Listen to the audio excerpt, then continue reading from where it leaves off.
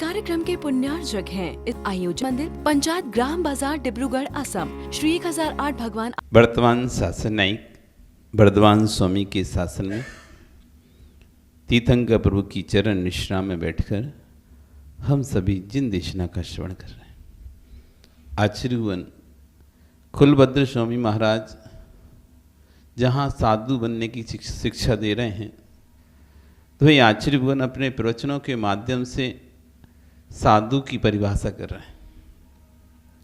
कल यहाँ आचार्यवन ने बताया था साधु कौन, साधु कौन, जो समता से युक्त है वही साधु है। जो समता से युक्त है, सरलता से युक्त है, माध्यस्थता से युक्त है, उसका नाम साधु है। शांत बैठना साधु नहीं है।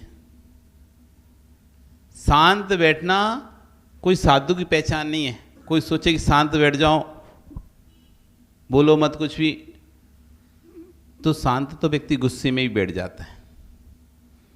जब किसी को ज़्यादा तेज गुस्सा आता है तो मौन ले लेता है। तो मौन ले लिया, गुस्सा है आ रहा है तो मौन ले लिया, बोल नहीं रहे किसी से, दरवाजे नहीं खुल रहे तो शांत बैठे, किसी से नहीं बोलेंगे, किसी से बात नहीं करें, आज खोलेंगे दरवाजा। तो शांत रहना साधु की पहचान नहीं है। समता साधु की पहचान है। शांत रहना साधु है, तो शांत रहकर भी अंदर अंदर क्रोधित हो सकता है व्यक्ति। ऊपर से शांत दिखाई दे सकता है आपको व्यक्ति, जैसे कल उदाहरण दिया था ना, ऊपर से भले आपको आग दिखाई नहीं दे रही है, ऊपर से आप पता भी नहीं कर पाओगे, दूर से आप नहीं पता कर पाते कि ईंट का भट्टा जल रहा है क्या भुजा हुआ है, क्योंकि कुछ भी नहीं दिखाई देता। बाहर से तो लेप रहता है मिट्टी का, लेकिन जब तुम पास में पहुंचते हो उसके, जब हीट आती है तो समझ जाते भट्टा चालू है। बंद भट्टा और चालू भट्टा आप पता नहीं कर पाओगे ऐसे कि भट्टे में आग है कि नहीं है, दूर से देखकर, कि बंद भी वैसे ही दिखाई देगा, चालू भी वैसे ही दिखाई देगा। लेकिन जब पास में पहुंचोगे इसके, उसकी हीट महसूस करोगे तो समझ में जाएगा चालू कौन सा है और बंद कौन सा है। ऐसे कोई दूर से शांत दिखाई दे रहा है, चुपचाप दिखाई दे रहा है, इसका मतलब वो नहीं समझना कि शांत है। जब पास में आते हम किसी के, तो उसकी हाव भाव से, उसकी बोली से, उसके मतलब स्टाइल से समझ जाते हैं कि भट्टा गर्म है भट्टा गर्म है, ठंडा नहीं है, ऊपर से शांत है, छेड़ो मत अभी छेड़ो नहीं, भटक जाए। तो आचार्य कह रहे हैं कि साधु मतलब कौन? जो विषमताओं को विषमता माने वो साधु नहीं, जो विषमताओं में भी सम्यक सोच लेकर आए उसका नाम साधु है। और एक बहुत अच्छा उदाहरण आचार्य यहाँ पर दे रहे हैं कि माँ आपको आटा दे दिया, बूरा दे दिया, घी दे दिया, तुम चाहो तो सूखा खा लो इसे, और तुम चाहो तो उसका बढ़िया हलवा बना के खा लो। आटा तो वही है, घी भी वही है, आटा भी वही है, घी भी वही है, बूरा भी वही है। एक चाहे तो सूखा मिला के खा जाएगा और एक चाहे तो उसका बढ़िया हलवा बना के खाएगा। आटे में स्वाद था क्या? घी में स्वाद है क्या? चीनी में स्वाद है क्या? हलवा का स्वाद किस में?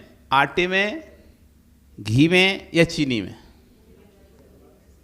हलवा का स्वाद किस में? आटे में, घी में या चीनी में? बताओ सुरेश जी, हलवा का स्वाद था किस में? आटे में था, तो आटा सीधा खा लेती, तब बनाने की जरूरी क्या थी फिर? तो मतलब आटे ही डाल दें, घी और बूरी की जरूरत नहीं पड़ेगी, तो आ जाएगा हलवा का स्वाद है। आटे को, यदि आटे में ही स्वाद था हलवा, तो आटा की फाँक लो, काय को घी वेस्टेज करना और काय को चीनी वेस्टेज करना। आटे में ही तो स्वाद है, किसमें स्वाद है पन्ना लाल जी? तीनों को मिला दिया, तपा दिया, तब स्वाद आया, तब स्वाद आया। तो ये स्वाद किसमें था? तीनों को मिलाने से स्वाद आया, तो वास्तव में स्वाद तीनों में था या तीनों में नहीं था?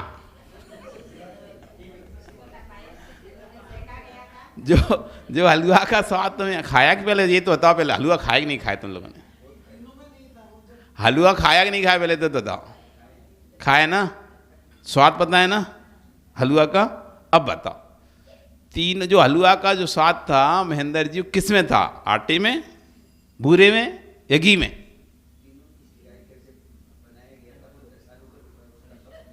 हाँ, तो फिर जो स्वाद आया वो कौन से निकला?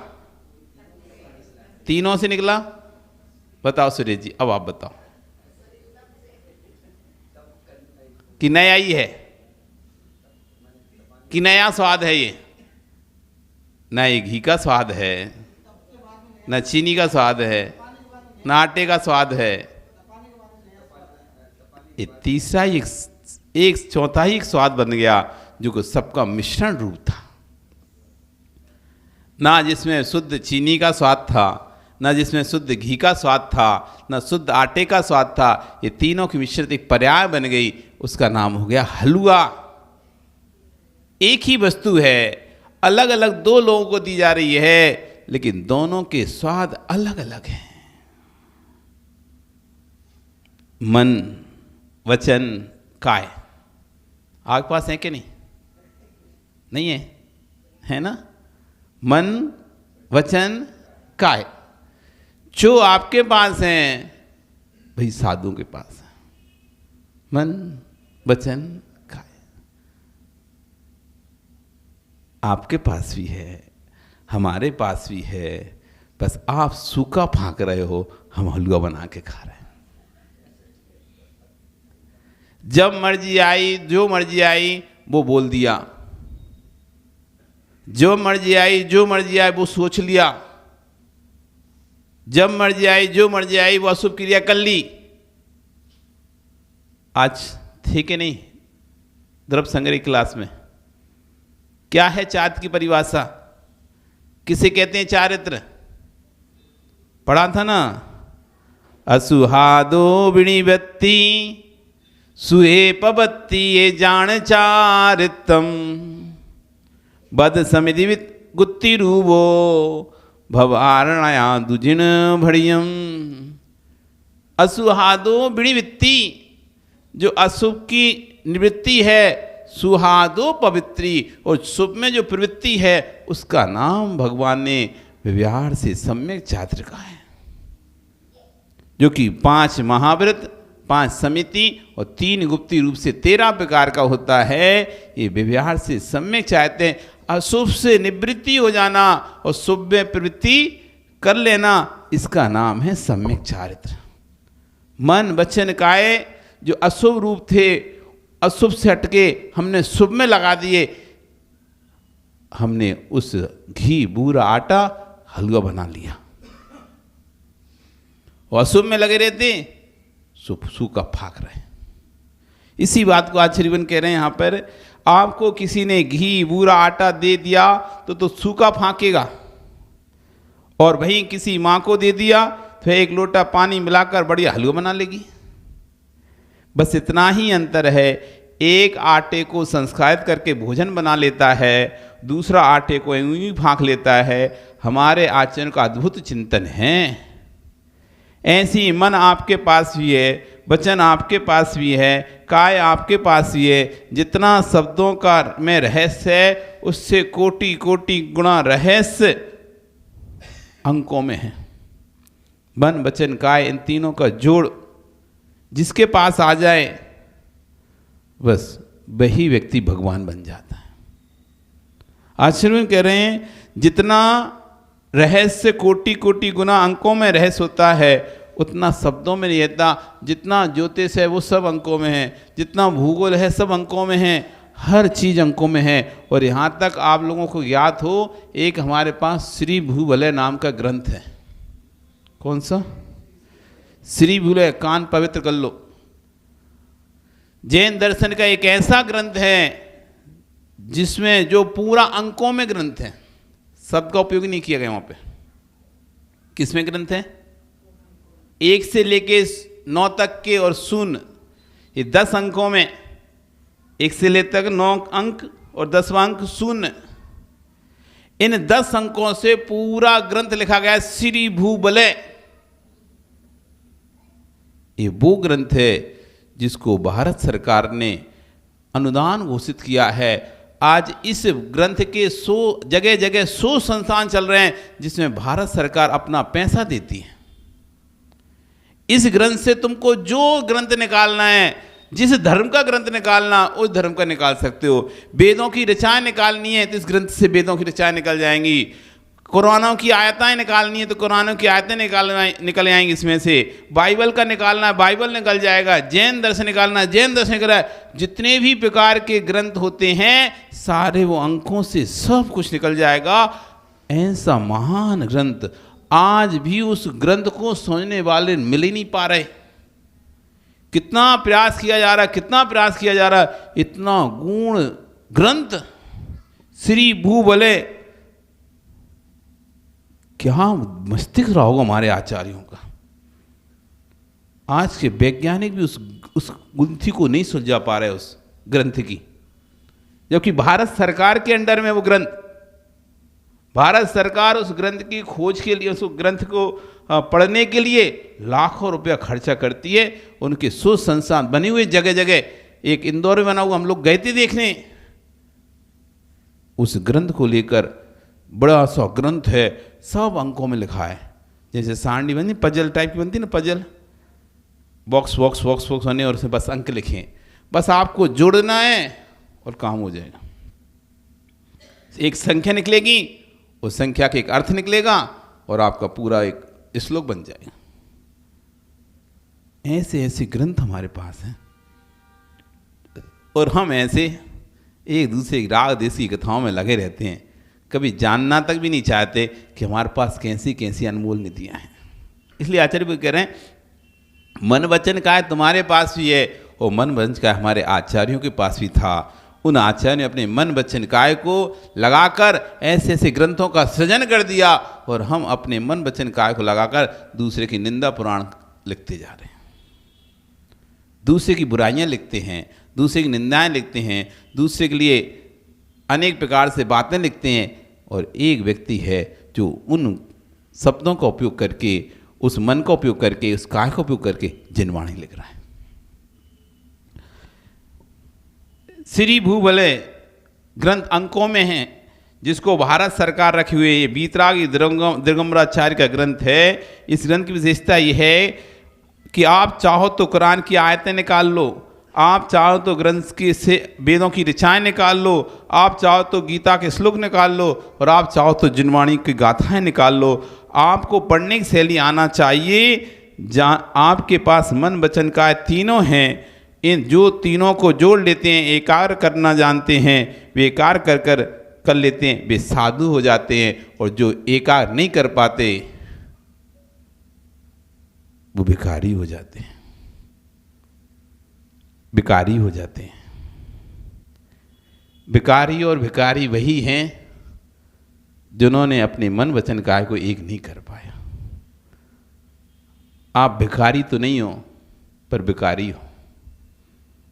भिखारी तो नहीं हो, भीख तो नहीं मांगना पड़ता, भगवान की दया से सब कुछ आपके पास है। भिखारी तो नहीं हो और यहाँ तक कि आपके पास वो चीज़ है जो स्वयं देवों के पास भी नहीं है।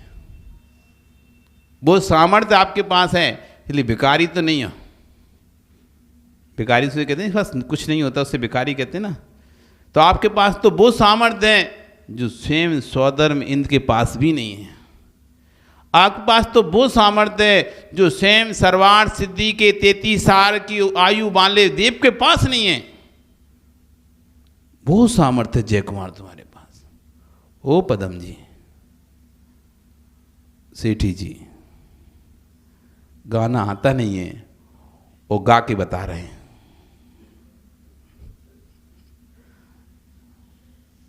ऐसी है कि मेरा मौन है और बोल के कह रहे हैं मेरा मौन है। क्या सामर्थ्य तुम्हारे अंदर? कभी अपनी सामर्थ्य को नापना। जो सामर्थ सौदम स्वर्ग की इंद्र के पास नहीं है, जो सामर्थ सर्वार्थ सिद्धि के देवों के पास नहीं है, वो सामर्थ एक मनुष्य के अंदर है। छाया सम्मित प्राप्त करने की सामर्थ्य मनुष्य के अंदर है, देवों के पास नहीं है। यहां से प्राप्त करके जाते हैं, वहां पे लेते हैं। करेगा तो मनुष्य करेगा, कर्म भी मनुष्य करेगा। छाया सम्यक दर्शन कोई और नहीं कर सकता। देव भी चाहें तो देव भी नहीं कर सकते, तो यहां से प्राप्त कर कर उनको लेके जाना पड़ेगा उधर स्वर्ग में भी। नार की चाह तो वो भी प्राप्त नहीं कर सकते, तिरंज चाहे वो भी प्राप्त नहीं कर सकते। मनुष्य एक ऐसा जीव है जो छाया सम्यक दर्शन प्राप्त कर सकता। मनुष्य एक ऐसा जीव है जो केवल ज्ञान को प्राप्त कर सकता है। देव चाहे मैं केवल ज्ञान प्राप्त कर लूं, कर ले तपस्या, जबकि उसका शरीर बैक्टीरिया शरीर होता है, घंटों घंटों आंखें बंद करके बैठ सकता है। मजूस उसके शरीर में थकान आती ना कुछ होती, पीड़ा होती, कोई हड्डी मांस खून कुछ भी नहीं है, बैक्टीरिया शरीर है, लेकिन तब भी वो केवल ज्ञान प्राप्त नहीं कर सकता। यहां तक कि उसको पूरी जिनवाणी का ज्ञान रहता है सौदरविंद को, द्वासांग का ज्ञान रहता है सौदरविंद को। हमको तो कोई ज्ञान भी नहीं होता, लेकिन सौदरविंद को द्वासांग का ज्ञान होता है, तब भी वो जिनवाणी कितनी भी पढ़ ले, लेकिन उस केवल ज्ञान प्राप्त नहीं कर सकता। लेकिन मनुष्य कैसा है जो केवल ज्ञान प्राप्त कर सकता है। तिरंज केवल ज्ञान प्राप्त नहीं कर सकता, नागरिकी केवल ज्ञान प्राप्त नहीं कर सकता। आप सोचो आपके पास वो सामर्थ्य रहती है इस मनुष्य पर्याय में, वो सामर्थ्य है जो तीनों गतियों में किसी के पास नहीं है। जबकि लोग देवों को कहते देव कितने सुखी है, सब कुछ है, देव कुछ भी करने में सामर्थ्यवान है, कुछ भी कर सकता है देव। एक छोटे से छोटे देव की सामर्थ्य पता है कितनी होती है? एक हीन से हीन अदना सा देव भी होगा ना, उसके अंदर सामर्थ्य होती है पूरे जम्बूद्वीप को पलट दे, इतनी सामर्थ्य होती है एक देव में। एक छोटा सा छोटा देव भी होगा ना, तो फिर बड़े देव की तो विभूति की तो कहने ही क्या है। छोटे से छोटे देव की सामर्थ्य है कि पूरे जम्बूद्वीप को पलट सकता है वो अपनी सामर्थ्य से। इस कार्यक्रम के पुण्यार्जक थे आयोजक मंदिर पंचायत ग्राम बाजार डिब्रूगढ़ असम श्री 1008 भगवान